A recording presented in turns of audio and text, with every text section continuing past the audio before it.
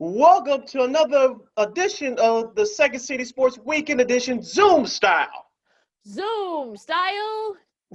Along with Lakina McGee, I am Cindy Brown. You can follow yours truly on the Twitter and the IG at SidKid80. Once again, that's SidKid80. That's SIDKID80. That's SIDKID80. You can follow me at Keita McGee on the Twitter and at Keita_McGee on the IG.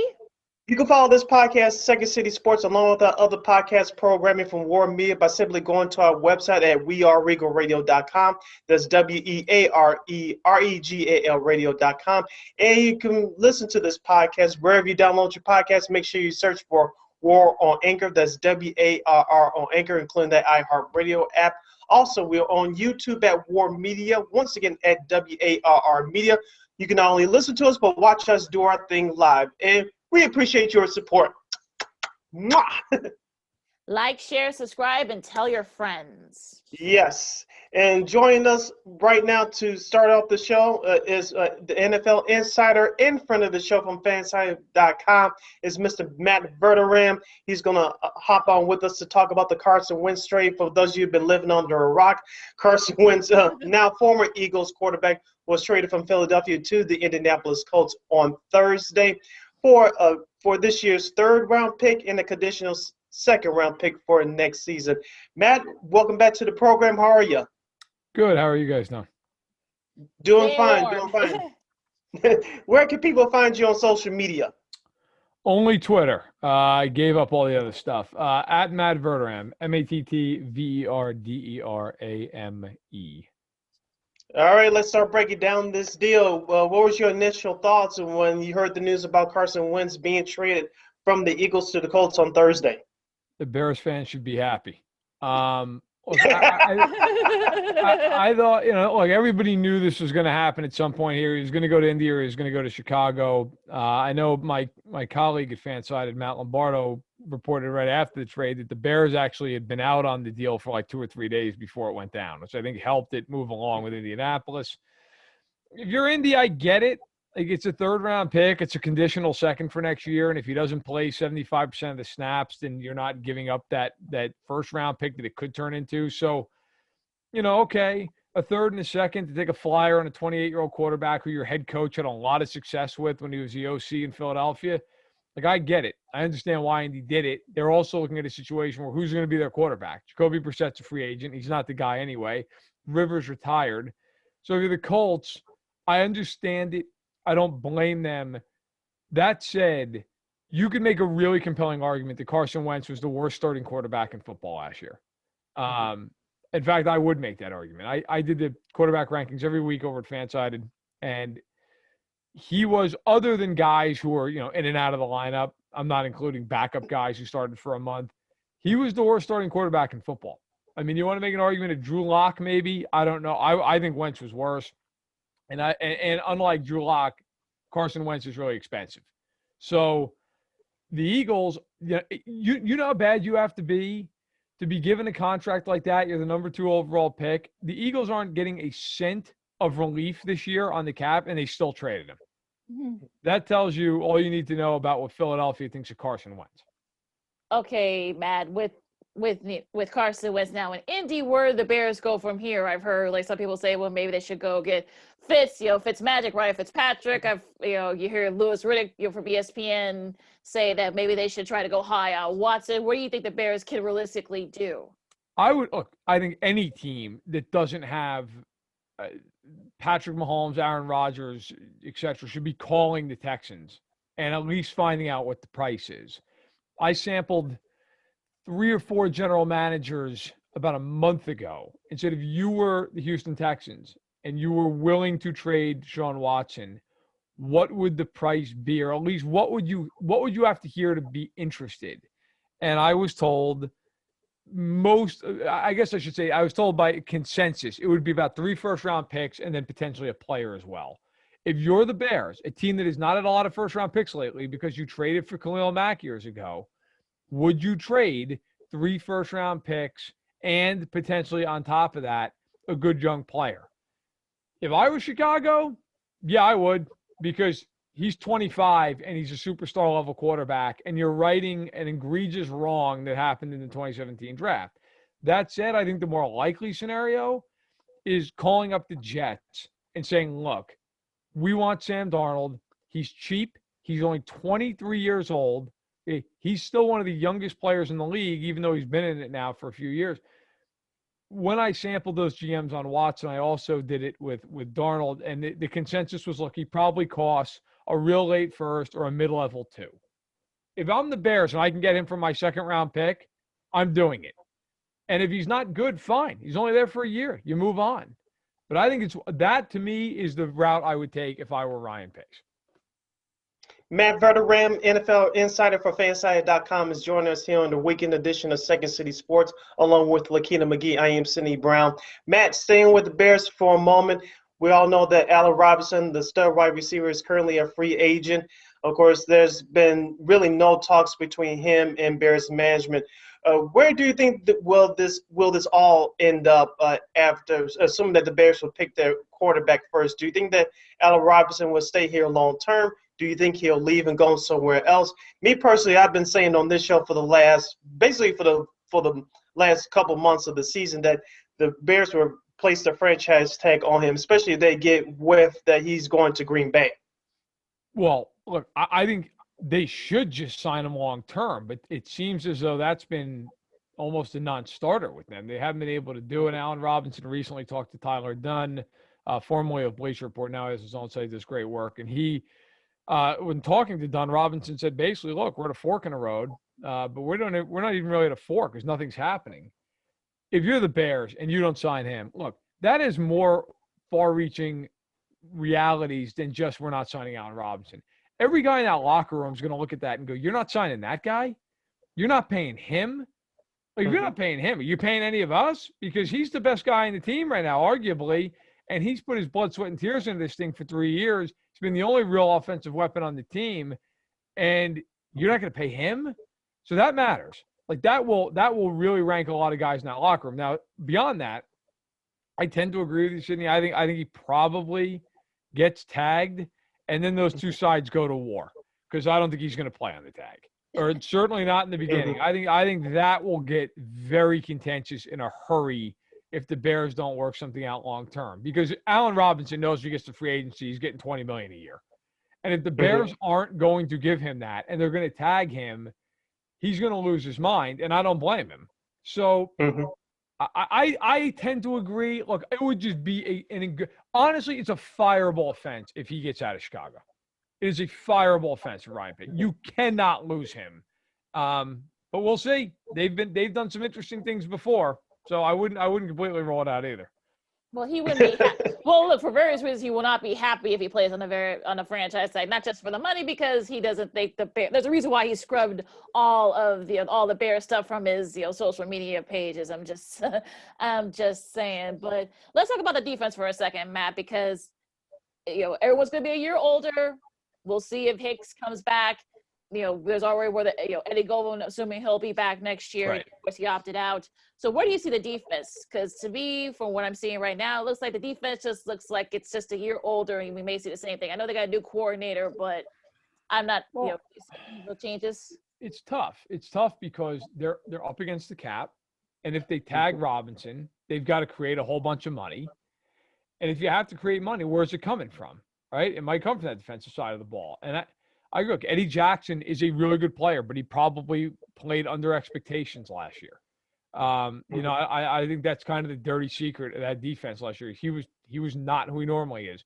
They need Khalil Mack to be Khalil Mack. And he's getting older. I mean, not that he's ancient, not that he can't have a 15 sack season, but he's not maybe the young pup he was 3-4 years ago. They lost Leonard Floyd. He goes to the Rams. It's a great year. Right? So, and I don't blame the Bears, by the way, for doing that. I do blame them then for going out and saying, okay, well, we don't have Leonard Floyd anymore. Let's go out and make a big splash on the edge, signing away. Oh my goodness, the name is escaping me from the Cowboys. Robert Quinn. Going out and signing Robert Quinn. And Robert Quinn, for the money they paid him, was not worth it. When you make investments like that and they don't pay off, and then you don't have draft picks over and over and over and over, it's hard. you have to be able to nail mid and late round picks, undrafted free agents, second tier free agents. That's hard to do. And I think the Bears are paying somewhat for that. Defense is still good. It's just not what it was a couple of years ago. Yeah, and speaking of the Bears, as you mentioned, they're right up against the cap. What players do you expect them to get cut? Because we all know that the salary cap will come down this year because many of the teams, including the Bears, didn't have any fans in the stands this past season. So what players do you expect to get cut from Chicago? Do you think Jimmy Graham will get cut? Do you think Charles Leno Jr. or Bobby Massey? How many veterans do you think will the Bears cut this offseason? Right. So if the cap's $180 million, which is what NFL teams have been told now is the floor, the Bears are like right at that. They're $2.5 million over.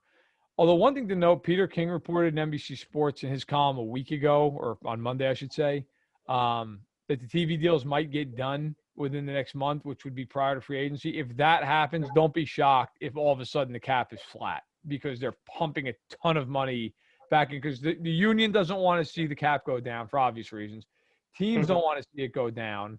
Okay. And agents don't want to see it go down. So all the sides are in agreement. If they can get that TV money in there, I could see them borrowing from future years to keep the cap flat, which for teams like the Bears would be a huge deal. It's not a guarantee, but it's something to keep in mind. Now, if it doesn't go that way and the cap is 180, 185, look, I think Jimmy Graham's gone. Okay. They saved $7 million by cutting him. I can't imagine a scenario where he would be back.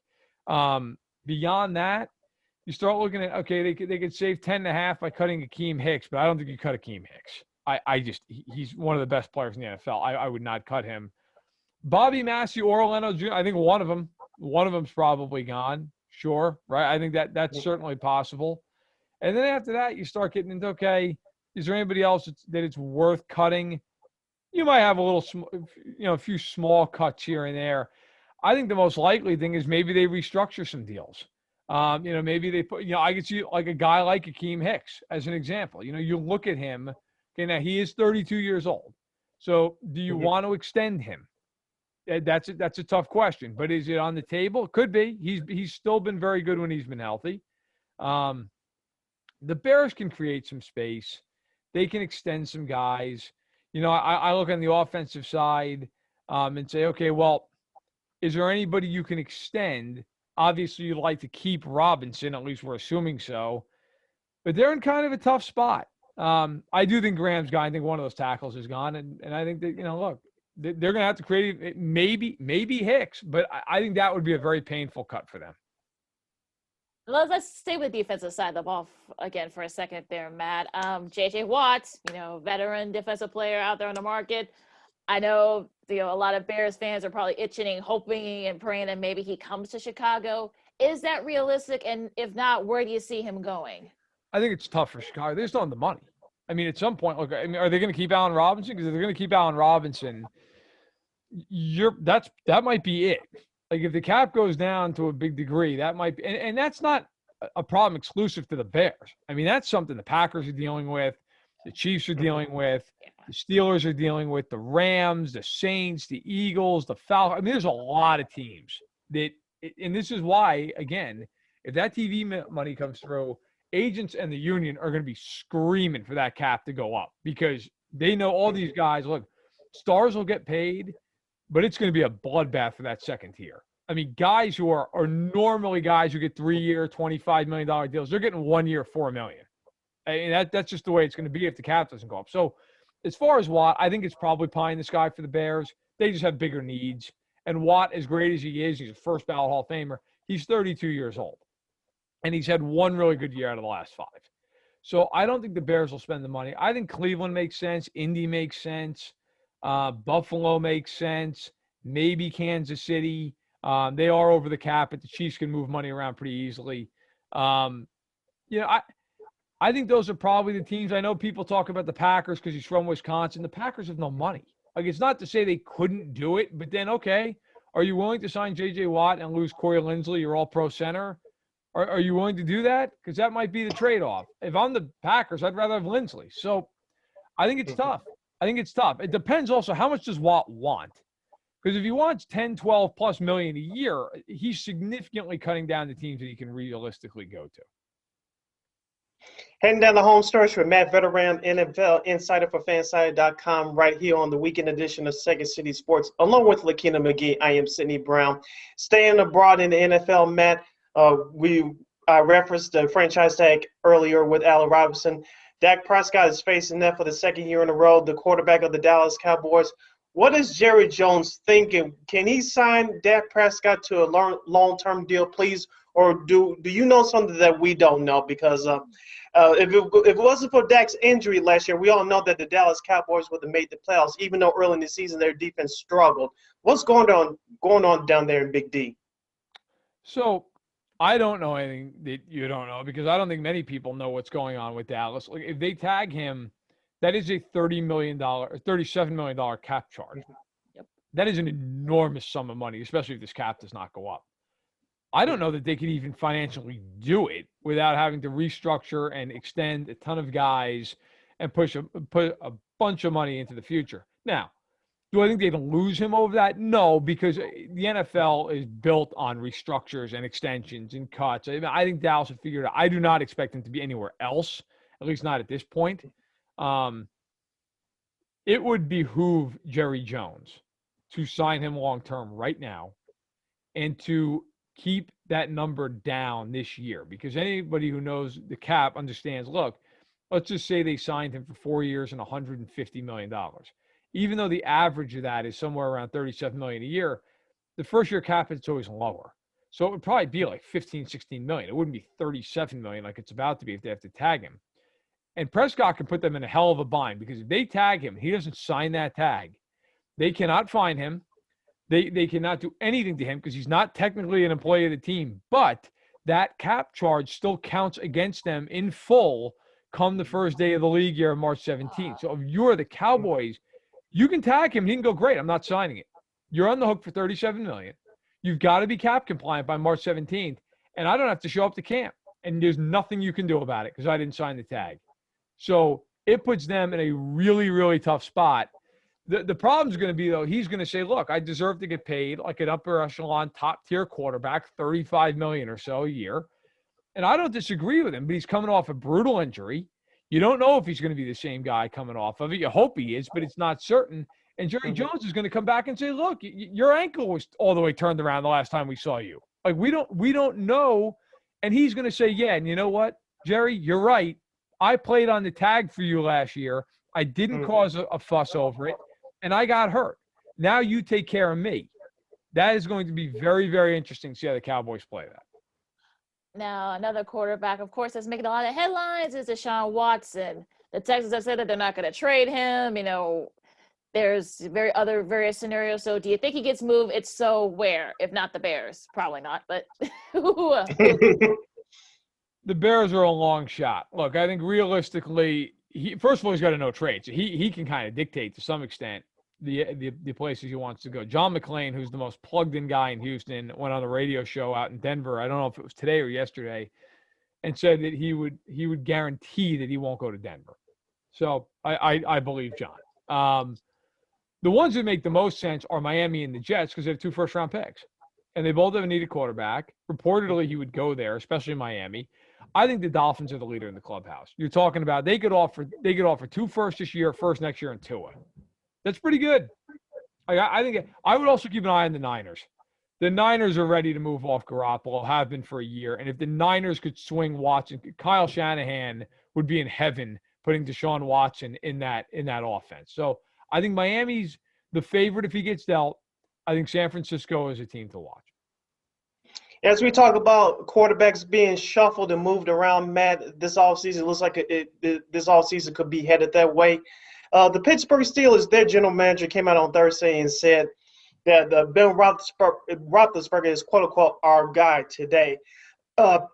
Do you believe that, or do you think that Ben Roethlisberger will all of a sudden retire if he doesn't agree to take a pay cut for next season?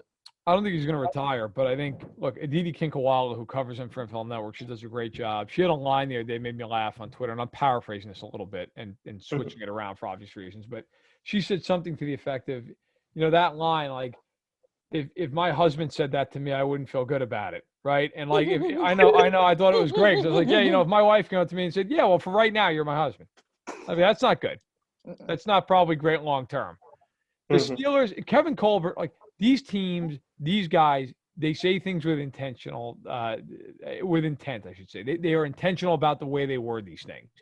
For Kevin Colbert to come out and say, right now, Ben Roethlisberger is a member of the Pittsburgh Steelers, not great if you're hoping that they're back together next year. Like, he's got a $41 million cap hit. I think the Steelers are going to go to him and say, listen, we're not screwing around with this. Like, you're taking a pay cut. We're not extending it. We're not deferring it. You're taking a pay cut. And if you're not willing to do that, we'll go elsewhere. And I think that's probably what's going to end up happening. Couple more minutes with Matt Verderame of Fansided. What's like the one thing in the NFL when a new league starts should fans be looking forward to? Well, I think, look, free agency is going to be really interesting. You have a lot of really good receivers on the market. Okay, guys like Smith-Schuster, Kenny Galladay, Corey Davis. We talked, of course, about Allen Robinson, Chris Godwin. There are some huge names. So if your team needs a receiver, that's something to keep an eye out on. There's a lot of second-tier guys, too. T.Y. Hilton, A.J. Green, Larry Fitzgerald, Sammy Watkins. John Brown might get cut from Buffalo. Rashad Higgins. There's a lot of guys. There's a lot of guys on the market. So that's one thing to watch. And then the draft. Look, some people think this receiver class is better than last year's class, which is a mouthful. Some people do believe that inside the league. You're probably going to have 4 to 5 quarterbacks go in the first round of the draft. I think you're probably going to have 4 guys go in the top 10. Okay, Trevor Lawrence will go 1. Then you have Justin Fields, Zach Wilson, and Trey Lance. It's a very, very offensively driven free agency class, in my opinion, and certainly in the draft. Last question from me, Matt. The New England Patriots, they were 7-9 last year, missed the playoffs. It looks like they're not going to bring back Cam Newton. Some reports had that Marcus Mariota may be the guy in New England. Others say that Jimmy Garoppolo may find his way back there. Of course, if you know the history, we all know that head coach Bill Belichick wanted Jimmy Garoppolo when Brady was there. But, of course, owner Robert Kraft cited Brady over Garoppolo before Garoppolo was traded to the 49ers. What do you see happening there? I'll be brief. Look, I don't know that anyone ever knows what goes on in New England. It's probably the most tightly lipped organization in sports. I'd say if they could get Garoppolo, I think they would do it. They have the cap space, one of the few teams that do and that does. And I think you're right. I mean, Belichick loved Garoppolo. I think they would do that in 2 seconds if they could get him. If not, I think they're going to draft a guy. I think they will go young, and they will try to get one of these guys at the top of the draft. One more question for me. Some of the various names you've mentioned that are going to be on the market, guys like Trey Boston, who just got released by the Panthers to save some money there. So, do you think that the Bears should maybe take a flyer on someone like that, or some of the other veteran safeties that are out on the market now? They could. Again, as the cap doesn't go up, you're just going to have mid-level guys who are getting crushed by the cap. So, yeah, I mean, that's totally possible. There are going to be deals out there to be had by smart teams. And if you're looking for a veteran guy who needs a 1-year deal, $3-4 million, I think you're going to be able to do it. And again, those are normally guys who are going to get paid, 3 years and $24 million. They're not going to get that this year. It's not if the cap doesn't go up. No way. Not at 180. That is not going to happen. You're going to see a bevy of stars get paid in the first 48 hours of free agency, and they're going to be really good players sitting there on July 4th unsigned. Wow. All right. That was Matt Verderame, NFL Insider for Fansided.com. He also hosts Stack the Box podcast with Mark Carmen of WGN Radio in Chicago. You can follow Matt on Twitter at Matt Verderame. Once again, at Matt Verderame. Matt, thanks as always. We'll talk to you again soon, okay? Hey, thanks for having me. Take care. All right. You too. You too. Stay safe. All right, that was Matt Verderame of Fansided.com. He's their NFL Insider. Check out his columns and follow him on the Twitter. Lakina, since we have a few minutes left before we had to take a pause for the cause, I want to touch on the Dak Prescott situation. As Matt brought up, and he educated me. I saw your reaction as well for those of you that are watching us, obviously, on our YouTube feed at War Media. Dak Prescott, as well as I do, Lakina, when it comes to professional sports, especially the NFL, when contracts are 25 to 30% guaranteed, it's not fully guaranteed, the owners have the position above the player majority of the time. They have the situation in hand. If, like Matt said, if Dak Prescott doesn't sign that franchise tag, assuming that Dallas will present that to him. Like he said, he doesn't have to sign it. If you're Dak, I did it once last year. This is football. Injuries like mine happen all the time. I gave my heart and soul to you, Jerry Jones, and now I'm one of the top 10 quarterbacks in the league. If it wasn't for my injury last year, despite having a bad defense, we would have been in the playoffs last year. Now, would they have won the Super Bowl? I don't think so, because like I said, their defense was bad to start the season, and I had to score 35, 40 points just to win some ball games. But with that being said, if I'm Dak Prescott, the leverage is in my hands, one, because of the season that my team had without me because of my injury. And number two, this sets up for me to get a long-term deal, and no money comes out of my pocket. So I'm in the perfect position right now. And you know this as well as I do. Jerry Jones, who's a very savvy businessman, and he likes publicity. You saw that during the Jimmy Johnson years in the early 90s. His pride will be hurt if Dak Prescott doesn't sign that tag. If you're the players in that position, this is the situation that you hope for, outside of injury, of course. But if you're Dak Prescott, you're sitting perfectly in the driver's seat right now. Oh yeah, you're just chilling. He's chilling right now. Like you said. I mean, look, and Matt covered it too. And I saw your look too. Said I didn't know it either. That he basically, he basically has the leverage here because look, I didn't sign the contract initially, so and technically he's not an employee if he doesn't sign. So he can just go back and chill and just like wait for them to call him. And like you said, I mean. Jerry Jones does not want bad publicity. He's not one of those guys that say any publicity is good publicity. He does not want the bad publicity. Nor, like you said, his pride will take a hit. So I'm thinking they'll probably try and work it out. So I'm thinking that maybe they may have to move some, numbers around. And plus, apparently their social media guy, a video came out a couple weeks ago where he was nowhere seen in that video. They had like guys who were like injured last year. They had them on there, but not Dak. So if you're Dak, that's another thing you've got, in your disposal too. Like, well, hey, look, your social media guy basically treated me like what? I'm a second class citizen here. So like, hey, come on, let's talk. So I'm thinking they'll figure it out, but it wouldn't surprise me if Dak sits out probably for a little bit of training camp. Getting back to the salary cap in general, we referred to it in our interview with Matt. The floor is $180 million as of right now. Hopefully that TV contract, we talked about this about a week or so ago, Lakina. Hopefully it'll get done before the new league year begins on the 13th or the 17th of March, one of those 2 dates. But if the cap doesn't go above 180, 185, like Matt said, it's going to be trouble for a lot of teams. I was reading an article yesterday. There are going to be a lot of veteran players that will get cut, big name veterans that will get cut. And I asked Matt about this during our interview with the Chicago Bears. I was reading that in that same article, Jimmy Graham could be cut, Bobby Massey could be cut, Charles Leno Jr., who signed that extension about 2-3 years ago, he could be cut. So, and we read you the salary numbers for the Chicago Bears about 2 or 3 weeks ago.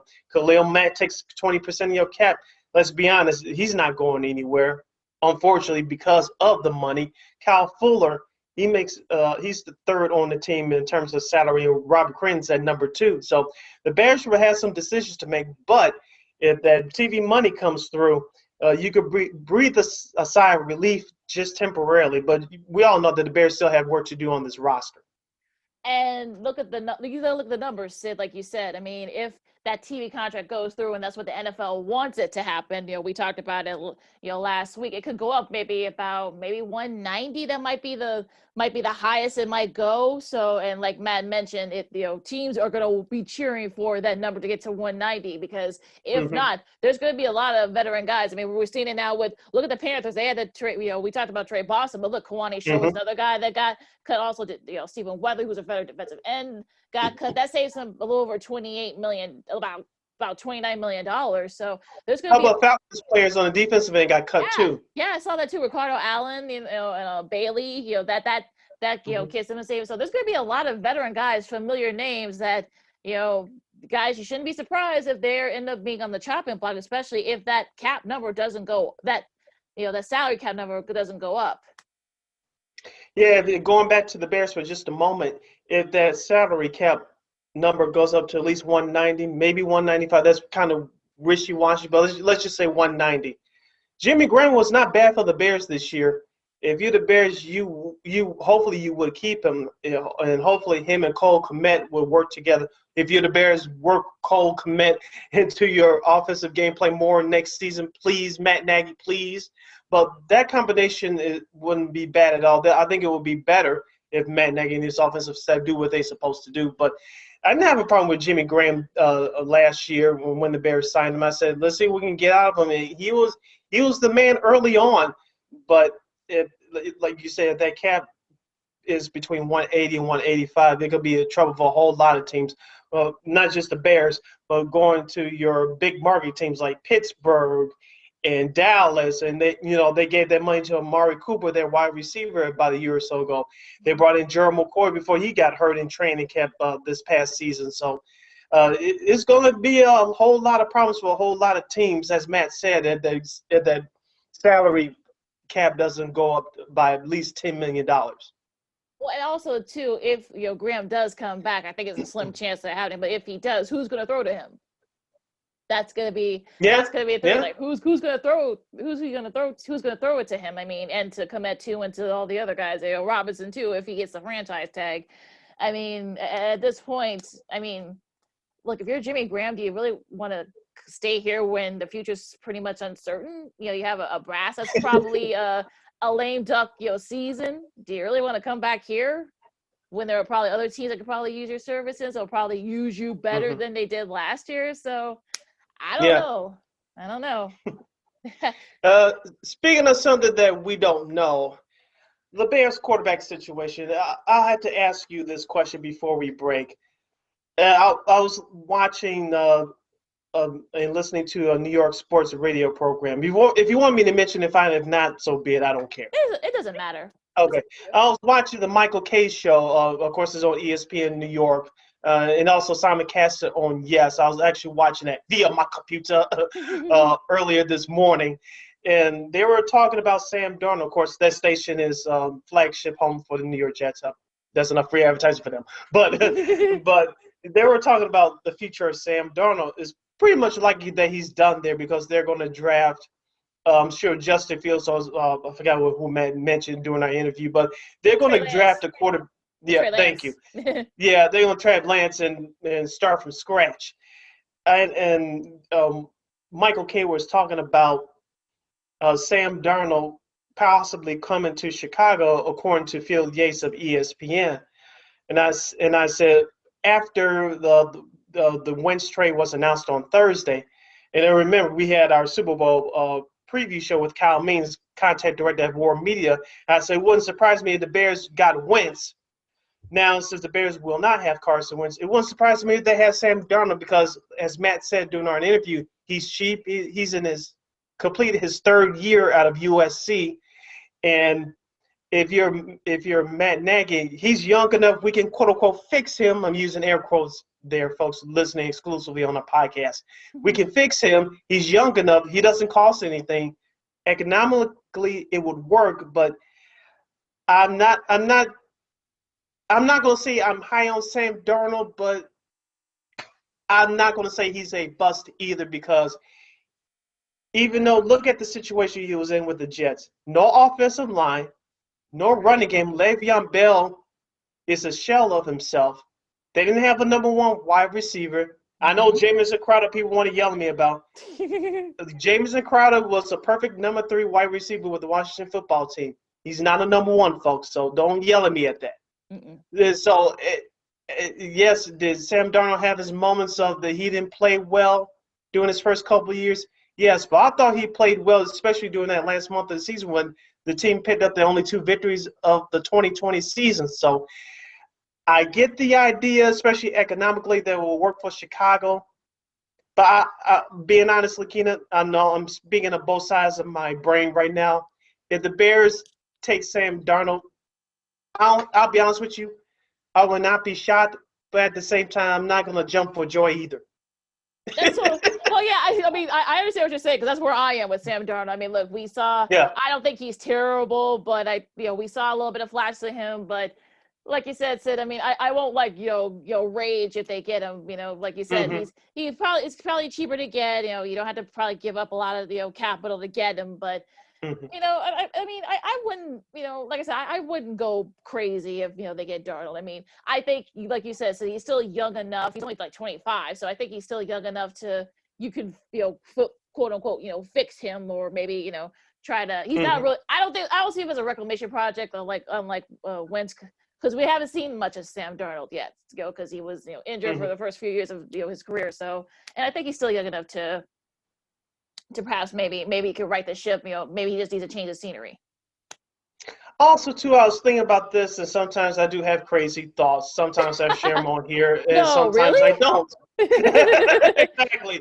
But I said Sam Darnold could be the young version of Nick Foles. Do you think I'm going crazy with that idea? Or do you think there's something to it? I think you might have a little because something here. This would be I'm viewing it as a safe pick for the Bears. He's young enough we can quote unquote fix him, but this is the best we can do. We just throw it by. It's just the best we can do. We can't get Watson. We can't get Matthew Stafford. We can't get Wentz. Right, Garoppolo. Yeah, we can't get nobody else. Yeah, I mean, yeah. This is the best we can do. Yeah, I think look, if that's you want to sell it to your fan base, then you want to sell it to the Bears fan base, like, hey, you know what? This is Sam Darnold was doing the best we could do, but I mean, I don't look. I don't want to speak for all Bears fans. I don't think many Bears fans will rage if they get Darnold. I mean, he is still young enough to so he can be quote unquote be fixed, but but I think. I'm sure some Bears fans are going to say, well, maybe we should try to go for the moon on Watson, but you may have to throw in a Roquan Smith. I heard David Kaplan said on Cap and Hood earlier, like, hey, how about Jalen Johnson? You're like, I'm not, if you're the Texans, I'm not. You're just trying to watch it for 3 firsts, 2 twos, and Jalen. No, I'm not doing that. So no. Not a chance. They would probably want if the Texans wanted somebody from our secondary. I'm going at the Kyle Fuller. Yeah, and apparently, I guess they're high on him. They want to give him the extension and give him even more money. But maybe whatever. But I'm thinking, look, I wouldn't mind Sam Darnold. I won't. Like I said, I don't think not every Bears fan, but I think most Bears fans will not like go crazy. Sam Darnold, like, okay, that's fine. But you know what those said. Matt actually raised an interesting point. When it comes to Deshaun Watson. I was thinking about maybe perhaps, and we talked about it too when we were talking about possible destinations for him. San Fran, I can see John Lynch probably saying, "Look, we'll give you Garoppolo. Maybe they had to throw in one of their defensive guys, maybe two first rounders, and maybe a couple of second rounders, and then because that's basically all they need, right? At San Fran, their problem was injuries, last season, and Garoppolo, is probably going to be, already has one foot out the door anyway, so why not?" If you're San Francisco, I'm with you, Lakina. I think they're the dark horse team in all of this. Like you mentioned, John Lynch, who we know when his playing days with the Tampa Bay Buccaneers playing against the Bears for the majority of his career. But going back to the front office, he fleeced Ryan Pace, and Ryan Pace fleeced himself with Trubisky. We'll leave that alone. It's so much fun to talk about, though, because that's basically what he did. That's basically what he did. He basically fleeced him. Oh, my gosh. But they are a dark horse team for Watson. And let's assume that they did get Deshaun Watson. You're back in a Super Bowl picture. That NFC, and I'm sorry we didn't get to this team with Matt, but the Los Angeles Rams, and of course acquiring Matt Stafford in exchange for picks and Jared Goff. That's going to be a crowded division in the NFC West next year. Of course, we didn't bring this up with Matt either. But Russell Wilson calling out his offensive line via the Dan Patrick Show a week or so ago. That's going to be a crowded division next year. Kyler Murray with Arizona, Deshaun Watson potentially with San Fran. You got Matthew Stafford with the Rams, and of course Russell Wilson with the Seahawks. That's going to be it's going to be a competitive division anyhow, with or without Deshaun Watson in the 49ers uniform. But if Watson goes to the 49ers somehow, it's really going to get tough. You cannot take a week off in that division. Oh, and I would love it because like we said, I'm a big fan of that division. I feel like it doesn't get its due. People don't want to really notice that division, but it was already great now that Matt Stafford's over there with the Rams. If you you throw Deshaun Watson in there, oh my God, it's gonna be a pound regular good old NFC North or NFC East back in the day, grounded pounded out, fight for that division. Yeah, it should be a whole lot of fun. Musa. I was worried about before we break, Lakina. I was really worried about how we were going to open up this show today, but I want to personally put my hands together and thank you, Carson Wentz, for agreeing to not come to Chicago and going with your quote-unquote heart and going to the Indianapolis Colts with buddy Frank Wright, who's going to coach you. Thank you for giving us some material to talk about on our show this weekend. Love you, buddy. Love you. Well, and also, too, I mean, there were reports that came out that say he didn't want to come here anyway. So I'm like, okay, that should make Bears fans. Yeah, I know Sid's going to feel, and myself, too, are going to feel like a lot better. That, or our buddy Jason, too, that that he didn't really want to come here anyway. So, hey, that's fine with us. I think, both teams are better off. Now, like Matt said, will he actually be able to, play well, and maybe Frank Wright will be able to fix him, and because that's basically, if you're a Colts fan, you got to be feeling a little bit, you got to be feeling pretty good too. You didn't have to give up really too much for him, and so a quarterback's really all basically what you need, because you're basically a Super Bowl contender. Now, does Wentz make him a Super Bowl contender?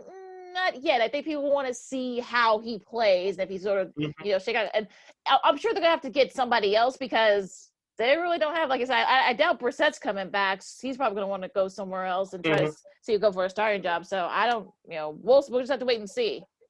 And also, will they resign now wide receiver T.Y. Hilton? That's another big question too. And the money factor, like Matt said, I mean, there's going to be, like he says, there's going to be a whole lot of veteran guys that are going to be on the market now by the time right before training camp starts because of this, the uncertain cap situation for all these teams. Yeah. Thank you, Carson Wentz, for giving us a break as Bears fans. We're going to give you fans that are listening to this and watching our podcast a short break as well. We'll take a 20-second timeout. On the flip side, we'll talk about the Chicago Bulls and their great comeback win over the Detroit Pistons. We'll get into some NBA as well, college football, and we'll show some Blackhawks some love as well. You're listening to the weekend edition of Second City Sports. That's right. The Bulls play Philadelphia tonight, but we cannot talk about the game because I'll be played by the time this is released in the morning. All right. Okay. Oh, I know we're already recording. Yeah. Welcome back to Second City Sports Zoom style. Zoom style. Along with Sydney Brown, I'm Lakina McGee. Sorry, folks. We get to, we always do our planning right, Bill. But I'm glad you guys say, look, we plan things out beforehand, for the most part. You can follow me at Keena McGee on the Twitter and at Keena_McGee on the IG.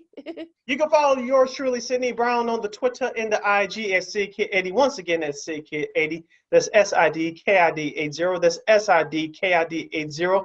And you can follow this podcast, Second City Sports, along with the other podcast programming for War Media by going to our website, weareregalradio.com.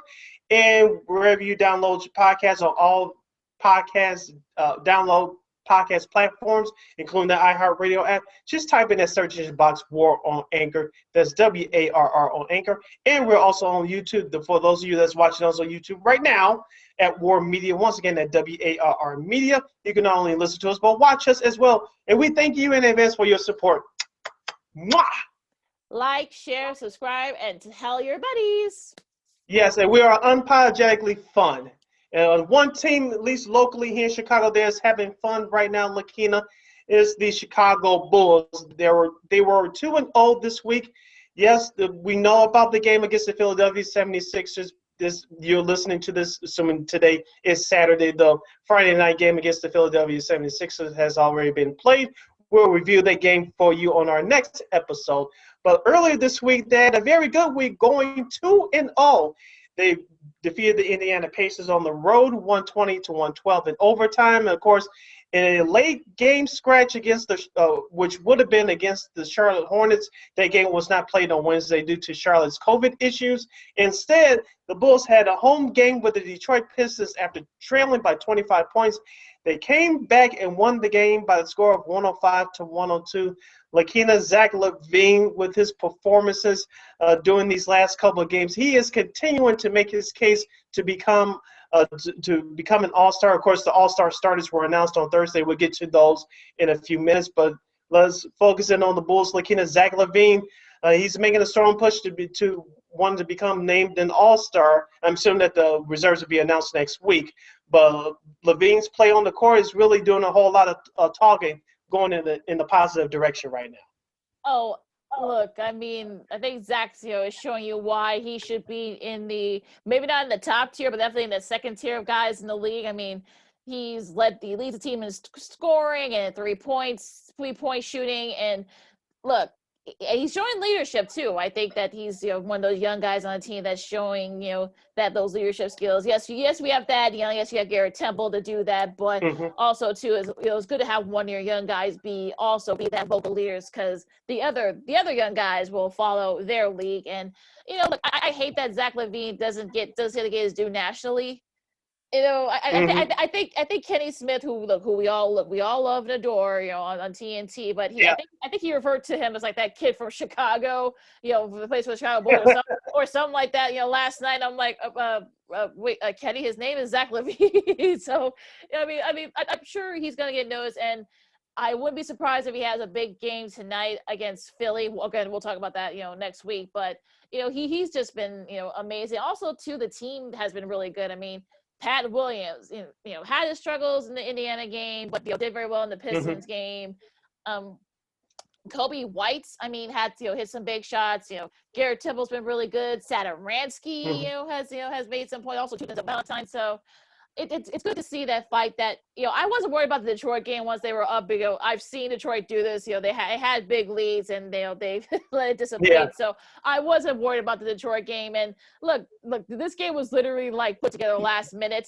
So you got to give them a little bit of leeway there. But look, the Bulls came back and they looked really good. And look, I think Zach LaVine's getting that clutch gene, and Wendell Carter Jr. had a nice return, 18 points. So I think if you're a Bulls fan, you gotta be feeling encouraged. Now I know some people are sort of like torn. Like, do you want them to make like that that sort of that playoff game, or do you want to try to get a top 10 pick to get one of those top tier guys coming from college next summer? But look, I think it's good to see that you have options if you're a Bulls, so you got to be feeling encouraged.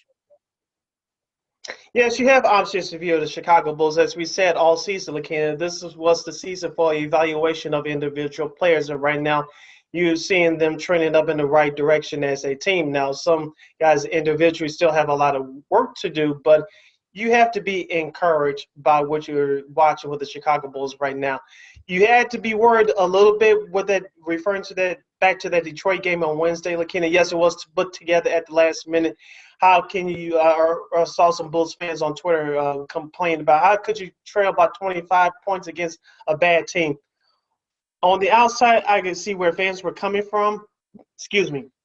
But with no Blake Griffin, who's now looking to get traded or released at the latest, and of course they traded away Derrick Rose to the New York Knicks. I get it, they're a bad team, but like you said, again, the game was put together at the last second. You cannot blame the Bulls for that. As we said before in this program, the Bulls, regardless, have to play a full 48-minute game of consistency. They got away with it on Wednesday, but I'm not going to pounce on them too hard for Wednesday's game because of the circumstances. Now, they did get it together in the second half, wherever Billy Donovan, the head coach of the Bulls, said in that locker room. Apparently it worked because they came out on fire and they did what they had to do. Now, the Indiana game is a whole nother story. You had a big lead, almost blew it. You had to take extra time to defeat the Pacers. The Pacers are a good team, folks, even though they're still struggling to keep their record above 500. But the Bulls did what they had to do on the road this past Monday. And Zach LaVine came up big once again. Yeah, absolutely. And I think that's their first. I think that was their first win in Indianapolis since like 2016 or something like that. So they had like a 10 or 12 game like losing streak, in Indy. So that's a big win, in that front to break that long streak. So I hated that game went to overtime. They could have held on to it in regulation, but look, this is unfortunately par for the course for the Bulls. These last few weeks especially. But look, I think you take the win, so you're gonna have bumps in the road. Look, I want them to play a 48-minute consistent game from start to finish, but again, with guys being out of lineup for injuries, they're not there yet. Hopefully, we'll get there soon, but. I'm willing to be patient. I mean, they've, of course, they got after Philly tonight, they got Sacramento and Houston, Minnesota, Phoenix, Toronto, who's they're playing well. Denver, that should be a good one also. And they go at New Orleans to finish out that first half. So if you get at least to 500, get to 500, at least, be, right near 500 as you start, by the All-Star break, I think you got to be feeling pretty good. Yeah, you had to feel pretty good. And I was listening to a show this morning, or I believe it was yesterday, that the Bulls are, you could correct me if I'm wrong, Lakina. I'm sure you have the standings uploaded faster than I do. But they're 2 games behind the 6th seed. Yep, they are. And they're only, I know, a half game behind the 8th seed. So the way this team has been playing, you really can't complain too much given the expectations of this team going into the season. Yes, they're not a championship team.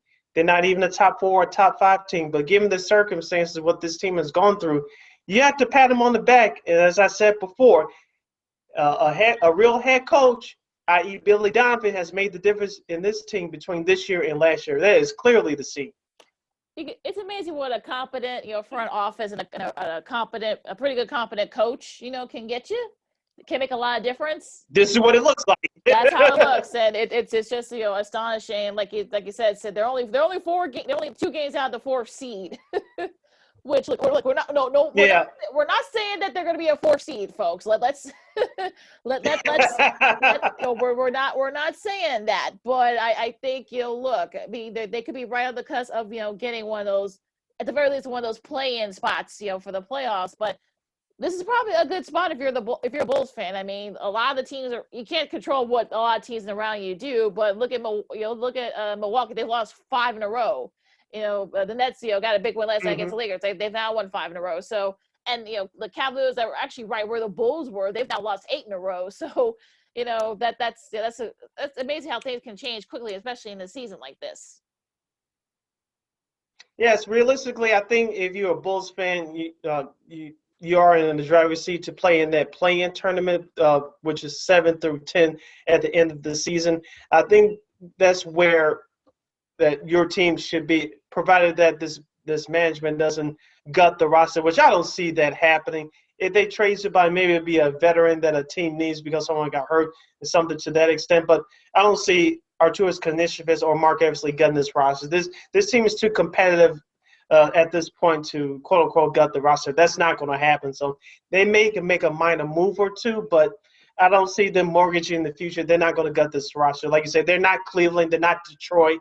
They're not Minnesota, the Timberwolves. So this is pretty much the team that you're going to see between now and the end of the regular season. Hopefully you get a couple guys back. I know Wendell Carter Jr., as we mentioned, he came back on Wednesday against the Pistons. Lauri Markkanen, hopefully he'll come back and not get hurt anymore and pick up where he left off before he was hurt just this past time. So things are looking up for the Bulls. It's just consistency is what I'm worried about from this young squad. And they're the youngest team in the league, like you said. So they're still the youngest team in the league, believe it or not. I know some people that find it hard to believe, but yeah, this team is still super young, and they're still learning how to, play together. And, they have good coaching around them now. So they can kind of, take the time to develop these guys and see what these guys' strengths and weaknesses are. I mean, could they perhaps trade at that young? Maybe, because I'm sure there's going to be a lot of teams that are going to want, his services. He's a veteran guy. Maybe, I heard like our buddy Matt Peck say that, the Lakers have, put out feelers out for Denzel Valentine, his favorite player. Sorry, Matt. Sorry, Matt, we love you. But yeah, I mean, do you try to maybe trade one of those guys? But I don't see them trading a Levine or Wendell Carter Jr. or a Lowry. I think AK Eversley. I think they have a plan. I think they want to see what they have and see that. Okay, if we want to build around this guy or, want to trade this guy maybe in the off season. But I don't, like we've been saying for the last, couple of weeks, I don't see this team making any big trades. I just don't. I don't either, but it's going to be interesting to see how the Bulls finish out this first half of the season, especially after the schedule you just read off. So as we mentioned before, we'll review that Philadelphia game from Friday and the Saturday game against the Sacramento Kings on our next podcast coming up next week. Let's switch over to the NBA right now as you're listening to the weekend edition of Second City Sports along with Lakina McGee. I am Sidney Brown. Let's expand to the association. Lakina, let's work face backwards as we'll review some of the top games from this past week. Of course, let's head to the Thursday night action that you mentioned. I did catch the entire second half of this contest. It was the Brooklyn Nets over the Lakers, 109-98. Of course, Kevin Durant did not play for Brooklyn. Of course, Anthony Davis will be out for about a month with that Achilles injury. Do not let this final score fool you, folks. Brooklyn took control of this game midway through the second quarter and did not look back. James Harden had another big game, 23 points, 11 dimes. That's assists for you folks scoring at home. And, of course, LeBron James carried the Lakers for 32 points, 8 rebounds, and 7 assists. Lakina, I saw a stat through 3 quarters. Brooklyn had 16 three-pointers made. The Lakers only have 5. Also, Joe Harris for Brooklyn had a big game as well. He actually got an interview from Reggie Miller after the game as well, so nice to see him get some love. I know, right? Harris has been around a long time, and that's clear probably the best game that's clearly the best game he's had in a while. So, good props to him. And he, of course, like you say, he got the interview, the TNT interview, so good for him. Look, to me, I think this game really doesn't mean anything. It doesn't, and I kind of feel like neither team's at full strength right now. I think that game showed you that, perhaps I'm sure Lakers are going to try to pull a trade, probably try to get an Andre Drummond or a Blake Griffin or somebody like that to kind of hold down the fort, while whenever AD is able to come back. I would say just sit him as long as you can. Because, he has a Achilles and now a calf injury, so you don't want to mess around with that. So, look, I'm sure, if you're a Nets fan, okay, yeah, you beat the Lakers, but they didn't have AD and you didn't have, KD, so it's you can take the win. Look, Joe Harris, who I've been a fan of since he was at Virginia, good for him. We got definitely his best, like I said, his best game of the season. So I'm not. To me, this game really didn't mean anything. The Nets dominated, but it didn't really mean much. It probably won't mean much either. By the end of it. This game probably won't mean anything to one team, but it will mean something to this team that I'm going to mention right now, the Toronto Raptors. As we mentioned a couple of weeks ago, they came out of the gates of the season struggling. Of course, they're playing all their home games this year in Tampa, Florida, due to the pandemic that we're still in right now, even though some things are opening up slowly. But with that being said, they got a big win against the Milwaukee Bucks on the road on Thursday, 110-96. Norman Powell, their backup shooting guard, had his best game of the year, 29 points, 4 rebounds, and 3 assists. Giannis Antetokounmpo, 23 points, 12 rebounds, 8 assists. Lakina, I want to throw a mini panic button with the Milwaukee Bucks right now. They'll be okay, but they're like another team in the Western Conference that I'm going to talk about in just a minute. But the Milwaukee Bucks, as I said before, show me in the playoffs. Look, I mean, I'm not freaking out. I'm sure Bucks fans probably are. I'm sure they're probably pressing the panic button. They've lost 5 in a row. But look, this is going to be more about Toronto. I mean, Toronto's won 7 of the last 10. I think that they're starting to kind of, mesh together, and also too adjusting to not being able to play in Canada. I think they're finally starting to adjust to that. I mean, they've had big wins. The 2 wins against the Bucks.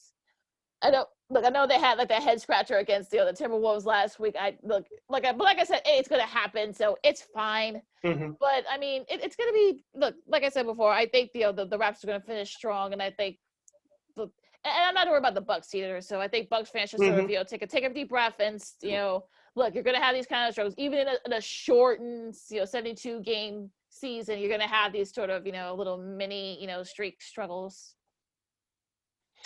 All right, let's go back to Wednesday. There were a few highlight games that we want to review very quickly with you guys. It was the Portland Trail Blazers over the New Orleans Pelicans, 126 to 124. Dame Dollar, as the kids will call him, Damian Lillard had the game-winning basket with a game-high 43 points and 16 dimes. And Zion Williamson had 36 points for the New Orleans Pelicans, along with 6 rebounds and 4 assists. I did watch that game very closely, Lakina, via my TV.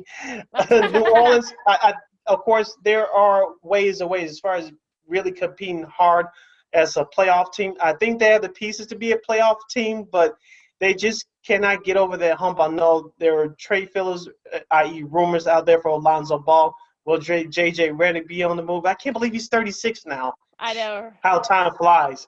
Shows you how old we are. Yeah. Using that in air quotes on this show. But going back to Portland, I was watching Chris Haynes from Yahoo Sports. He was on Undisputed on FS1. And he said that he has Dame Dollar as his top 3 candidate for MVP. Do you agree?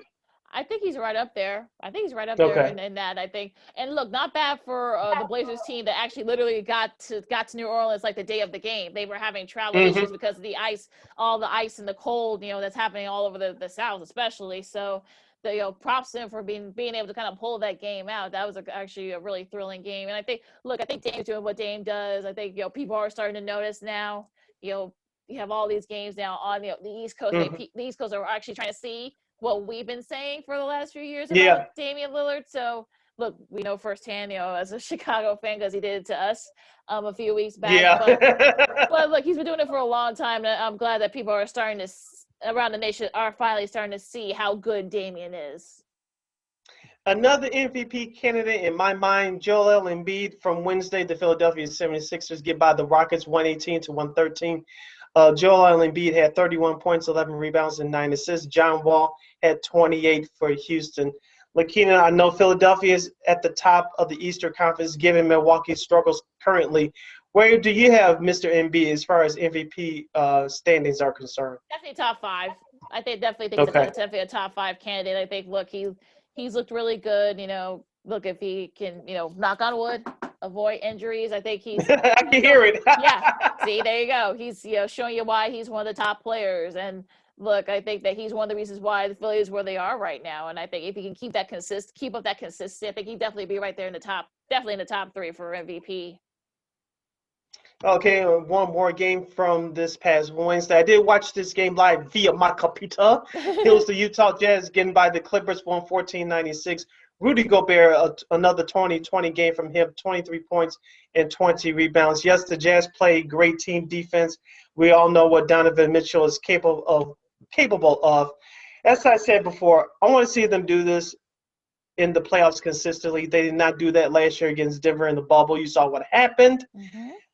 Lakina, as I said before, they're not going to get that third star. Who's going to step up to be that third player? I know Jordan Clarkson had another big game. He's been showing up these past couple of weeks. But where's Joe Ingles? Where's Bogdanovic?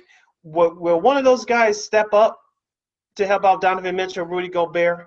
Because really the scoring load is really on Donovan Mitchell. Yeah, and Gobert too, and that's not what you want if you want to advance to the playoffs. You can't depend on Mitchell to Spider, as they call him, to lead the scoring and have Gobert sort of pick up the slack in the rebound in front.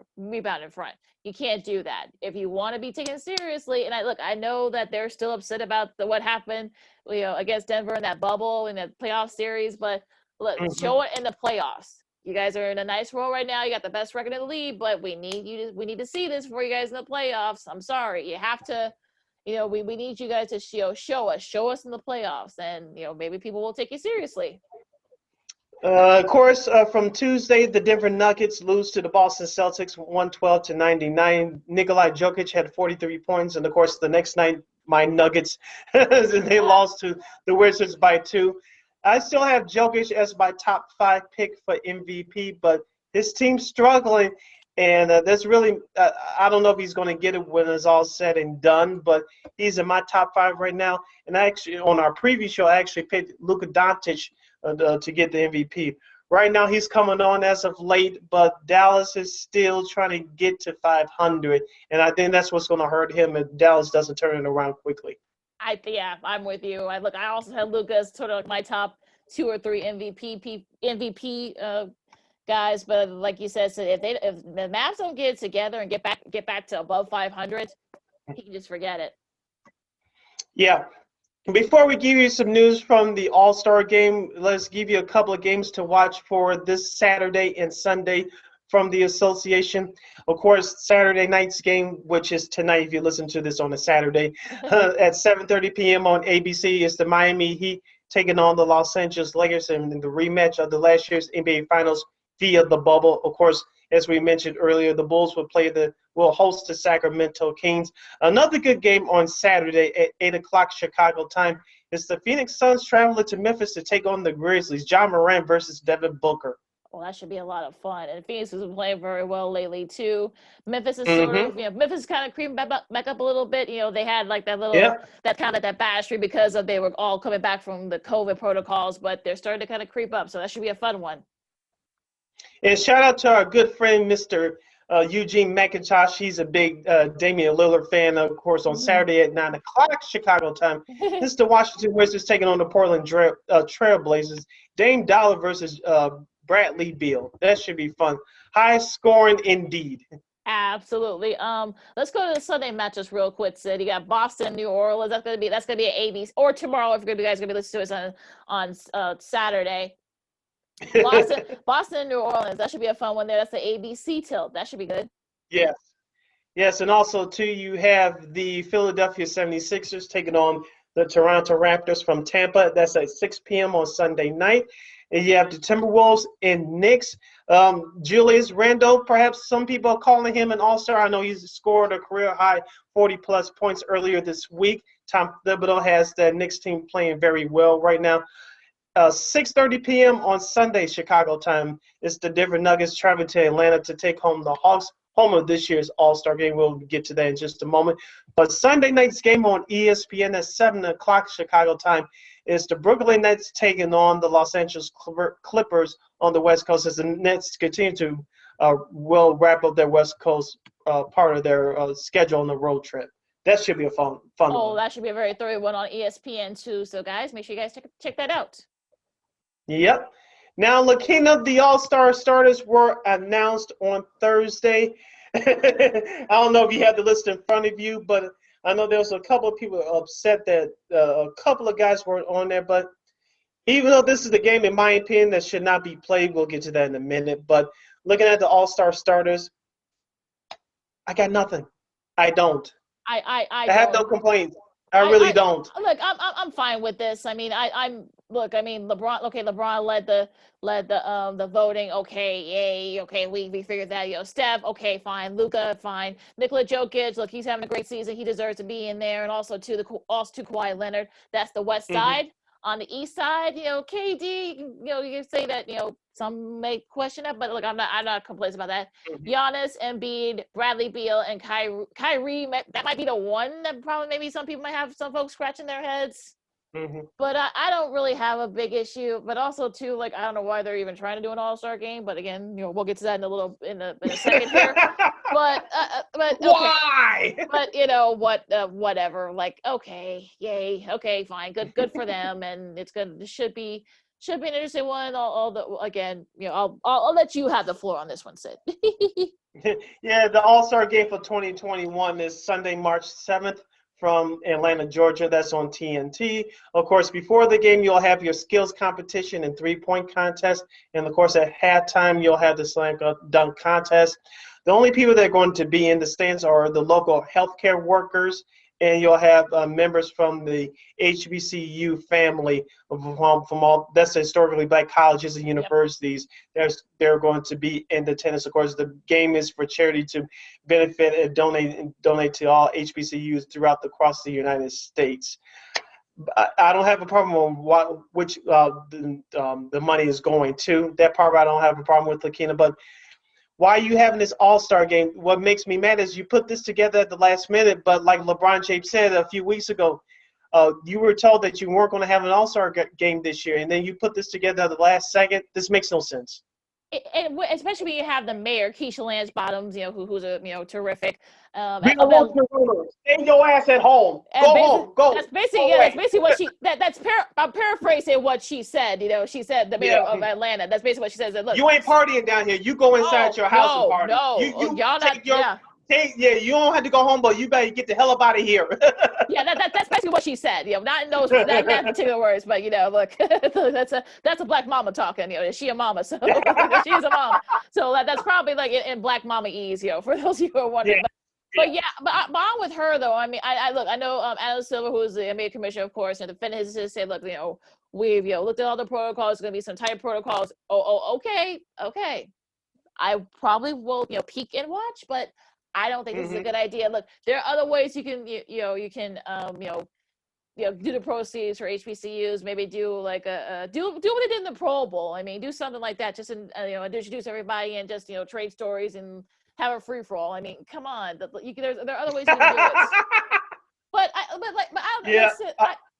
go ahead. Go ahead. No, you go. You can finish up because I'm done. Like I'm literally flabbergasted that they're even doing this.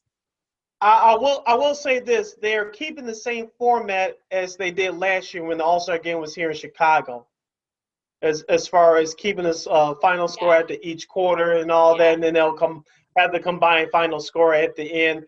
If you guys don't know what we're talking about, go look at last year's All-Star Game 2020 from Chicago. I'm sure it's on YouTube by now. So from that format, I'm glad they're keeping that because the players were competitive last year here in Chicago, and you cannot fake that. So at least they're keeping that format. Now, I heard Chris Broussard from Fox Sports once say this. Now, the last couple of years, I did like the teams being picked by captains. I don't know if they're going to do that again this year. I assume they will. I don't know. But I wish they would go back to keeping it East and West. It was a good idea for the last couple of years, but let it go back to East-West.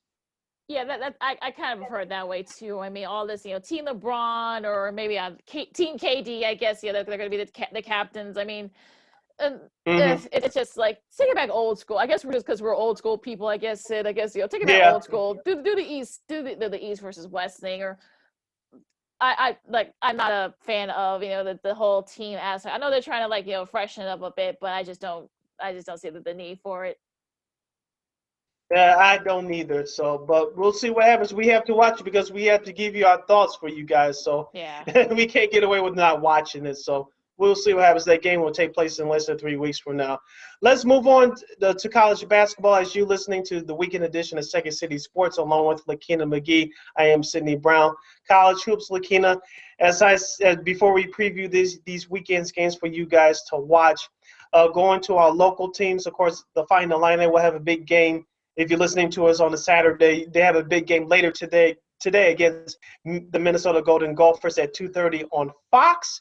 And, of course, they won their last game against Northwestern earlier this week. Lakina, Illinois has been on a roll. It looks like they're not going to stop as they get prepared closer to that Big Ten Conference tournament, which will now be in Indianapolis. Of course, here at home, the Loyola Chicago Ramblers. I was worried about them having a letdown, Lakina. After they split the games against Drake over the weekend. They got a big win at home on Wednesday against Valparaiso, 54-52. Yeah, that was a nice little bounce back win for them after what happened. But like I said before, Cameron Covens, I mean, like I said, definitely the player of the year in that conference. He's just that good. Hands down. He's just that good. So, that was a nice win for them and sort of a bounce back. But like I said before, if you're Loyola and Drake, you don't want to have to – you want to try to get to the tournament, to the tournament final, because I'm thinking that this is going to be the point where the committee's going to be looking for an excuse not to have you guys, not to keep you guys out. So, I would say try to get the automatic bid and just let the questions, be answered. Yep. So, looking at Saturday's action, Lakina, what's some of the big games that you're looking for? I have a couple on my plate. Go ahead. First, for me, I'm looking at 5 o'clock this Saturday on ESPN2, number 9, Oklahoma taking on Iowa State. Oklahoma's been one of the top teams in the Big 12 all year. Let's see if they can the Sooners can keep their surprise season at task. Of course, earlier in the day on Saturday at 1 p.m. Central Standard Time on ESPN, number 15, Texas Tech, with a 14-6 record. They traveled to Lawrence, Kansas to face the number 23 seeded Kansas Jayhawks. As we talked about before, Lakina, this has not been a Kansas-like type season. Of course, all your big programs like North Carolina, who's turning it around recently, but your Dukes and Kentucky's probably won't make the tournament this year. Kansas was on that bubble, but they've gotten to turn it around as of late, as I mentioned, with a 16-7 record, 10-5 in the Big 12 Conference. Yeah, that should be a good one there. Another Big 12 matchup.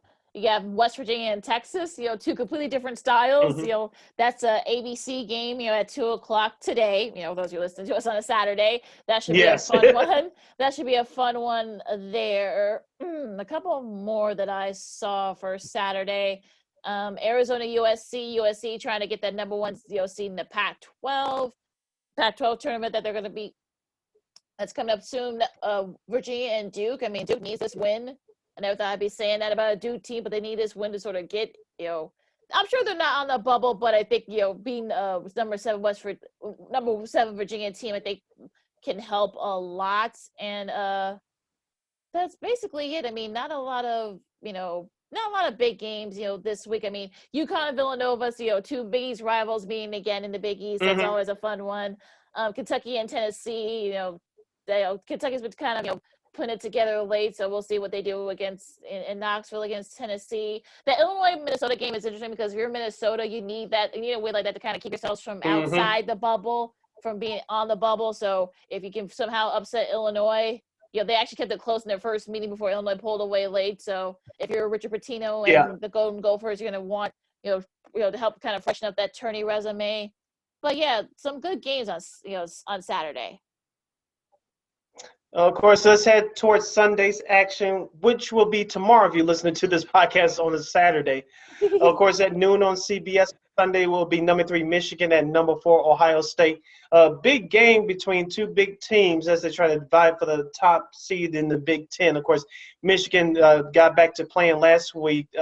They beat Rutgers earlier this week. Of course, they beat Wisconsin last Sunday afternoon in another nationally televised game. So Juwan Howard's squad, Chicago's very young, he's got that team back on track after they had their 2.5-week break from COVID. Of course, at 4 o'clock on Sunday, number 11, Iowa will host Penn State. Iowa has turned it around recently, especially after losing to Illinois a couple of weeks ago. I know they beat Wisconsin the other night, and so Luke Garza is showing you why, again, him and Ayo Dosunmu are the top 2 players in the Big Ten Conference. And, of course, at 6 o'clock on Sunday on the Big Ten Network, Chicago time, number 21, Wisconsin will travel to Evanston to face that terrible Northwestern Wildcats team.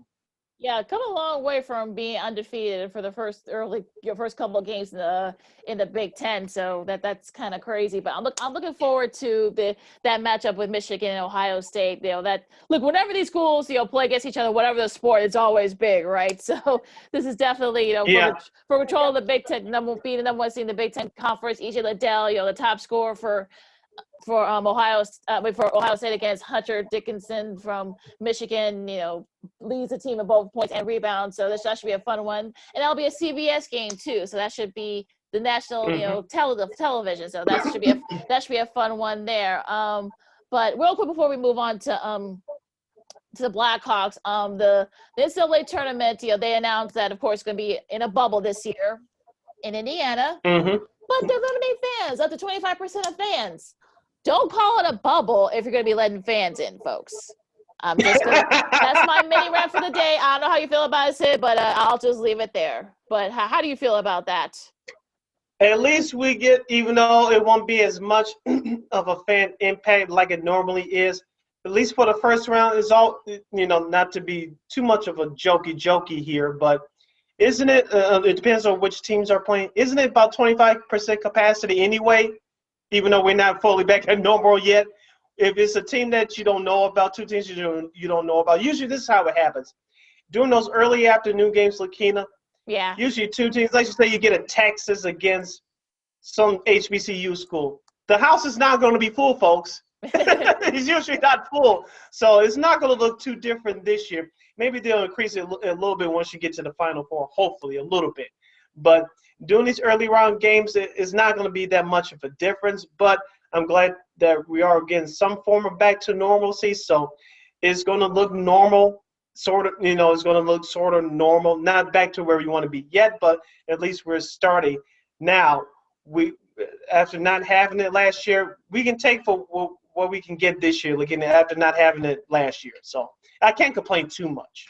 Well, I like to be a full house, yes, but let's be realistic. That's not going to happen. Yeah. At least we have some fans in there, instead of none at all. Yeah, I can get behind. At least that. NCAA is thinking with their heads, for All once. right, for once. But also a really quick shout out to Wichita State. They pull out the upset by beating Houston. That helps them with their tourney resume. Also, too, Isaac Brown, who was the interim head coach. You guys remember what happened with Gray Marshall. Some stuff came up about him. We won't get into that, but Google's your friend, folks. But I think Isaac Brown has done a great job considering the circumstances. Literally just took over a week or two before the season started. So he's definitely been able to keep his guys, focused, and they're now in first place in the American. So Wichita State could be a team to watch out for in the tournament. Yes, Wichita State, usually that school historically, like you said, one of those teams that make a late run. We'll see what happens again this year as the tournament will take place in Indianapolis in less than a month from now. Lakina, before we run out of time, let's wrap it up by talking a little hockey. Let's do that hockey. Let's stay local with the Chicago Blackhawks. They are winners of 7 of their last 9 games.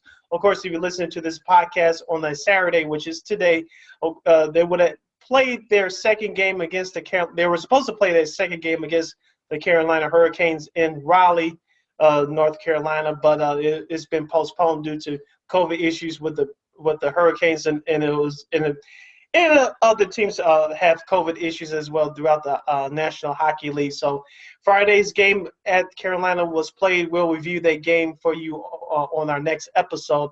But the Hawks have been winners 7 of their last 9 games. Lakina, I'm very impressed with this Hawks team. They're currently 9-5-4. They have the 4th best record, I believe, within the league. If I read that correctly, I know. I was shocked when I heard that. I was shocked when I saw that. Like, are you kidding me? Even in this shortened season, but if you watched Wednesday's game against Detroit, which they played a brief 2-game sweep there against the Detroit Dead Wings, it was a great game of being Detroit 2-0. Did you check out that goal by Philip Kursh? I saw that. Going from end to end, splitting the D-men. And that was awesome. It was so sick. It was so sick. Eddie Olczyk, who's the Blackhawks color analyst for TV, he does a lot of national games for NBC. The Hawk fan came out of him as he screamed over Tirico making a call. Yes. That's how good it is. And I called it on my social media pages, both Twitter and Instagram. If that's not a candidate for goal of the year, I don't know what is. It's just amazing how he was able to make that move and pull it off. I think he learned that from Kaner. I think he learned that from Kaner. I think that's something that Kaner used to do back in the day. He did it a couple of times. But look, I'm happy for them. I'm happy for the Hawks. I mean, Lennox looks like he's going to be the number 1 goalie. He's been really good. They're getting a lot of contract users from a lot of the veteran guys, but also the young guys too. So. Look, I mean, the Hawks look really good. Are they a playoff team? Let's slow down on that. But they're not the worst team in the league. So I commend them, and they've been very entertaining and a lot of fun to watch. Yeah, as I told you, Lakina, unless they're going a bad losing streak, which is, I'm not saying it's not possible, but I don't think it's going to happen the way this team's playing right now. You can breathe this sigh of relief. They're not the Kings. They're not the Dead Wings. They're not some of these other bottom-feeding teams. So you can breathe the sigh of relief as far as that is concerned. Now, Lakina, the NHL will have 2 outdoor games this year in Lake Tahoe. Saturday's game, which is today if you listen to us on a Saturday. 2 o'clock Chicago time, NBC. It will be the Las Vegas Golden Knights against the Colorado Avalanche. And then Sunday's game from Lake Tahoe, that's at 1 o'clock Chicago time on NBC. It's the Philadelphia Flyers versus the Boston Bruins. Do you or will you be watching? Do you have any interest in these two outdoor games? I don't think it's going to be any crowds as far as what I know. No. Well, will you be watching any of these games for 1 minute, 5 minutes, the whole game, using it as a nap? Oh yeah, a nap. Oh look, give these guys a little bit of respect here, but no, I'll definitely check it out. I mean, the atmosphere looks like it's gonna be really cool. I heard Mike Tirico's gonna be doing both these games, setting the scene, in Lake Tahoe. I mean, I think look, it's a beautiful place. I'm surprised they haven't been doing NHL games there because it's sort of like the perfect kind of backdrop for an NHL game. But look, I think it can only help. You got two 4 great teams. I mean. I think the NHL did a really nice job. It's going to be on NBC too. So I'll definitely take a peek at those games. It's going to be a lot of fun in Tahoe. I think more, unless I'll look at both games, I think I'm intrigued more of the Sunday game because you have two historically good teams with Philadelphia and Boston. I know Vegas was doing their first year a couple years ago. They were in the Stanley Cup final against Washington. Of course, Colorado, they haven't been really relevant. They had some good teams in recent years, but they haven't really been relevant since they moved to Colorado in the late 90s. So let's see if the Saturday game between Vegas and Colorado will live up to the billing. But I want to see what the ratings are for both of these games, especially being on in the afternoon instead of prime time. Yeah, that's kind of like the one thing, right? You wish these were prime time games, but look, I think it's going to be – look, I'm sure people are going to be taking a peek to see what it's like. I mean, you got some college hoops, you don't have to worry about football too much, unless you're at FCS, the FCS, school, alumni or anybody or a fan of that, you don't have to worry about the competition. So I'm sure there's going to be a lot of people going to be curious to see what's up. Yeah, because I guarantee you if this was a New York team, the New York Rangers or the Chicago Blackhawks or Detroit, those games would be on in prime time. Oh, absolutely. No doubt about it. Also, too, if you guys get a chance, check out this, a great article by Greg Wyshynski, I should say, about Brett Peterson. Who is he, you wonder? Well, he's the first Black NHL, front office guy. He is he's the assistant GM of the Florida Panthers, and he talks about his journey, from, he played the sport for a little bit, to, coming to now being one of the, assistant GM, one of the front office guys for the Panthers. So it's a very interesting story. So please, guys, check that out. Brett Peterson. Yes, ESPN.com for that one. Go to that one, please. Yeah. All right, Lakina, another great show. We'd like to thank Matt Verderame once again from Fansided.com, their NFL insider, for hopping on with us, friend of the show, as always, dropping that great knowledge about Carson Wentz trading the Bears and the rest of the NFL. And we'll put a bow on that, and we'll talk to you in our next episode coming up next week. Let me stop putting my foot in my mouth and let you close it out the way that you do.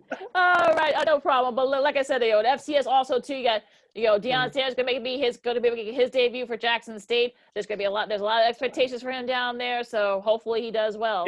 Is that game on television at all? I don't think so. I'm sure it's going to be on ESPN Plus or something like that. I'm sure it'll be streamed somewhere. So if you want to, a lot of the FCS games, especially of course Jackson State too. So. If you guys, yeah, exactly. So if you guys want to check that out, look, I'm sure there's going to be other avenues you can watch some of these FCS games because look, they got the spot all to themselves. Said they don't have to worry about the FBS. Yeah. So they're good to go. Yeah, they're good to go. No NFL and no big time college football. So exactly. So I'm sure people now will be able to have a chance to watch. So if you're football hungry, there's some FCS football for you guys. Also led by Prime Time and his Jackson State Tigers. On that note, you follow me at Keena McGee on the Twitter, and Keena is going to be on the IG. You can follow yours truly, Sydney Brown, on the Twitter and the IG at SidKid80. Once again, that's SidKid80. That's SIDKID80. That's SIDKID80. You can go to our website, weareregalradio.com, for more details about what we do, about sports, culture, politics, and everything else in between. That's WEAREREGAL radio.com. You can follow this podcast, Second City Sports, along with the other podcast programming, including In the Scope with our guy, Josh Hicks. He interviewed two-time NBA champion, three-time three-point shootout champion Craig Hodges. Please check that out by simply going to War on Anger on all download podcast platforms, including the iHeartRadio app. Please type in that search engine box War on Anchor. That's WARR on Anchor. And also, we are on YouTube at War Media. Once again, at WARR Media on YouTube. You can not only watch us, listen to us, but watch us do our thing. And we appreciate your support. Mwah! Like, share, subscribe, and tell your friends. And make sure you listen to that listen or watch the interview Josh did with Craig. It's fantastic. Yes. It's really good. Yes. And we are unapologetically fun. Yes, we are, and very cheerful too, I might add. So, look, I know it. Look, enjoy. Look, stay safe out there, guys. You know, keep your hands washed, keep your distance. Look, it's gonna be in the 40s next week, guys. We're getting there. We got a heat wave. it's gonna be like the Caribbean around here for next week. It's gonna be hilarious. And we're gonna be flooding down the streets too. Oh gosh. Oh yeah, I know, right? So be careful. Get your boats out. I'm about to say yeah. Oh, exactly. Water skiing too. Okay, so. But seriously, guys, be safe out there, guys. Be good to each other. First said, I'm the Kansas Second State Sports Zoom stall, and we'll see you next week. Till next time, holla.